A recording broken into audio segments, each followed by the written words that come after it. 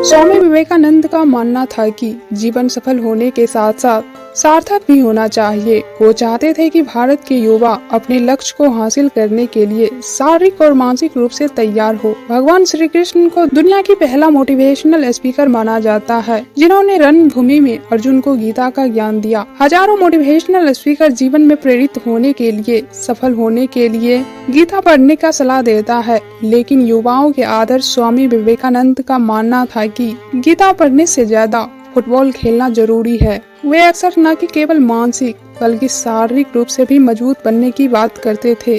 स्वस्थ शरीर में ही स्वस्थ दिमाग का वास होता है। स्वामी विवेकानंद का मानना था कि जीवन में सफलता के साथ साथ सार्थकता भी जरूरी है। वे चाहते थे कि भारत के युवा अपने लक्ष्य को हासिल करने के लिए शारीरिक और मानसिक रूप से तैयार हो।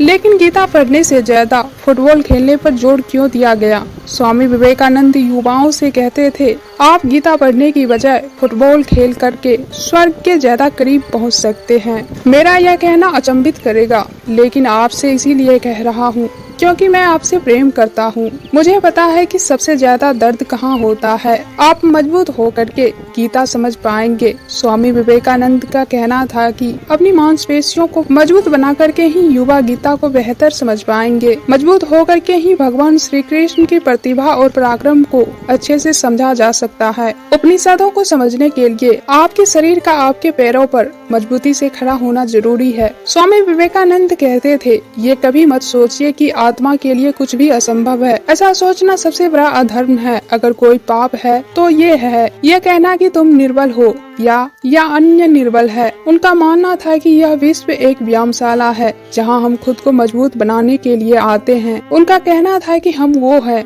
जो हमारी सोच ने बनाया है, इसीलिए इस बात का ध्यान रखें कि आप क्या सोचते हैं। शब्द गौण है जबकि विचार रहते हैं, वे दूर तक की यात्रा करते हैं। जब तक आप खुद पर विश्वास नहीं करेंगे तब तक आप भगवान पर भी विश्वास नहीं कर पाएंगे। स्वामी विवेकानंद मन को नियंत्रित करने पर भी बल देता था। उनका कहना था कि मन को नियंत्रित करना एक दिन का काम नहीं है, इसके लिए नियमित और व्यवस्थित साधना की जरूरत होती है। जब मन नियंत्रित हो जाता है तो ऐसा महसूस होता है कि जैसे परमात्मा की प्राप्ति हो गई हो। स्वामी विवेकानंद कहते थे, आपका शरीर एक हथियार है, इसे मजबूत बनाने पर विचार करना चाहिए। केवल मन और शरीर को मजबूत बनाने पर विचार कीजिए, इससे आप जीवन के महासागर को पार करने में सक्षम होंगे। अपने आप में एक मजबूत विश्वास आपको धार्मिक बनाएगा। इससे आपको काफी खुशी महसूस होगी और आपका मन नियंत्रित रहेगा।